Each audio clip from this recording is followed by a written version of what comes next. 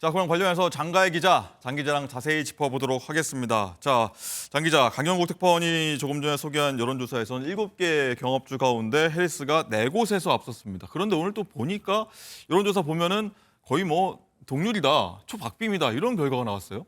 그렇습니다. 우선 이 뉴욕타임스와 시에나 대학이 조사한 결과, 아까 강영구 기자의 리포트에서 보신 그 결과를 보면 해리스 후보가 네바다, 노스캐롤라이나, 조지아, 위스콘신에서 우위를 보였는데요. 네. 모두 오차 범위인 플러스 마이너스 3.5%포인트 이내였기 때문에 사실은 이걸 접전으로 볼 수밖에 없습니다. 하지만 아까 보신 이 시나리오대로라면 네. 이 민주당은 48명의 선거인단을 추가로 얻게 돼서 승리가 확실시됩니다. 하지만 여론조사가 어떤 언론사에서 실시를 했는지 또 어떤 기관에서 실시했는지에 따라서 지지율은 조금씩 편차를 보이는데요.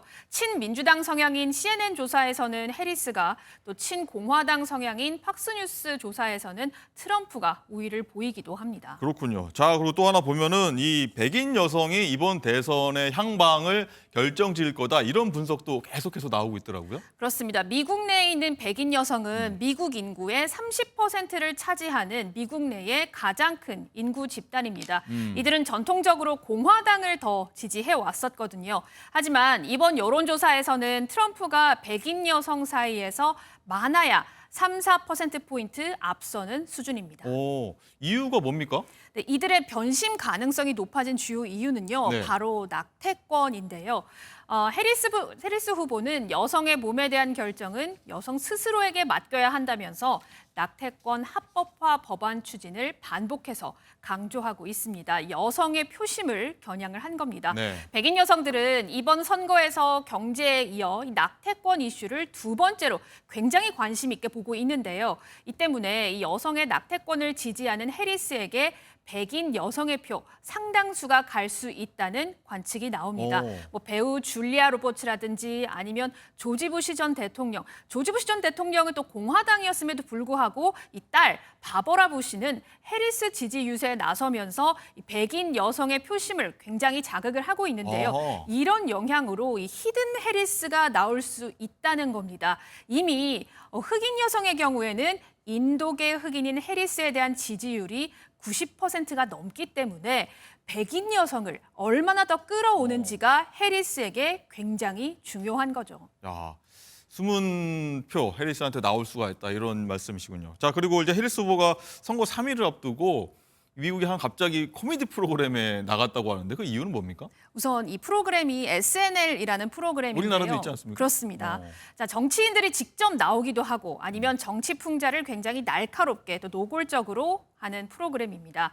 해리스 후보는 노스캐롤라이나 유세를 마친 뒤에 미시간주 디트로이트로 이동을 하려다가 목적지를 바꿔서 뉴욕의 이 방송국을 찾았는데요. 네. 투표를 이틀 앞둔 선거운동 막판 밤 11시에 생방송에 참여하게 된 건 해리스 캠프가 이 SNL 효과를 노리는 것이 아니냐 이런 해석이 나옵니다. 큼직한 정치 이벤트를 앞두고 이 신랄하게 정치 풍자를 하는 이 프로그램이 실제 선거에 영향을 미친다고 하는 평론가들도 있기 때문인데요. 네, 해리스 후보와 굉장히 닮은 그 코미디언이 함께 나와서 네. 서로 뭐 해리스 후보가 사실 웃음소리가 굉장히 특이하거든요. 네. 그래서 그 웃음소리를 따라하기도 하고 그냥 또 비슷합니다. 그렇습니다. 또 트럼프 후보를 또 굉장히 또 풍자하는 그런 얘기들도 많이 나눴습니다. 야, 일정을 바꿔서 생방송 시사 풍자 프로그램 나왔다. 우리로서는 좀 상상하기 힘든데 미국에서는 저런 일도 벌어지는군요.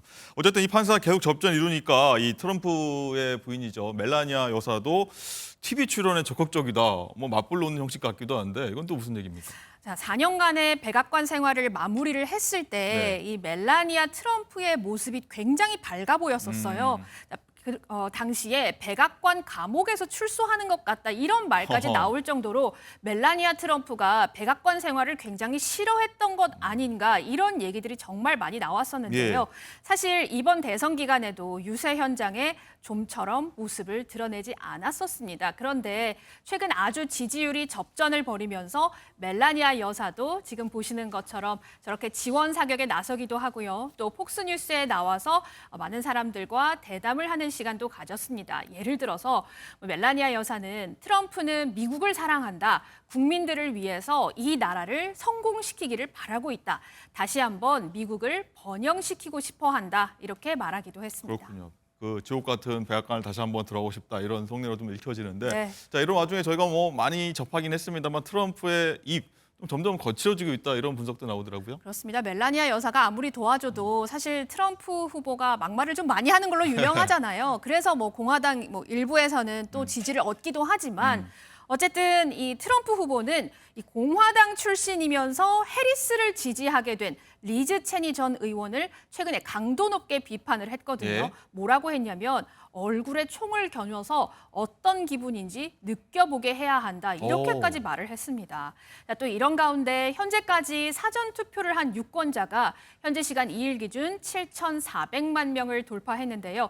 보통 이 사전 투표는 통상 민주당 지지자들이 많이 참여를 하지만 이번 대선에서는 유권자 구성에서 민주당 편향이 다소 옅어지는 모습입니다. 트럼프도 사전투표를 독려 중이기 때문인데요. 그렇다고 해서 아직까지 결과를 예측하기는 어려운 것 같습니다. 네, 해리스냐 트럼프냐 해리스냐. 자 내일 투표 상황도 저희가 자세히 전해드릴게요.